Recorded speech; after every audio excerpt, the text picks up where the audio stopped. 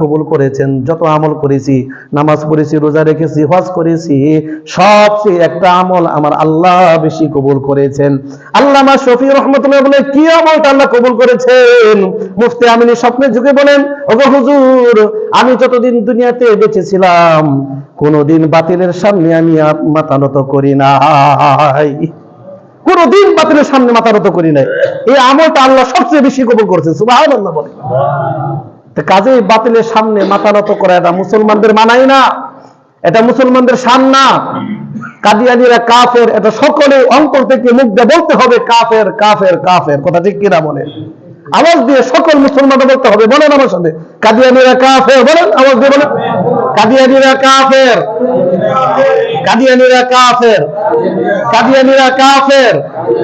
সকল মুসলমানদের একটাই দাবি, এদেশে খ্রিস্টান বৌদ্ধ থাকবে, কিন্তু যারা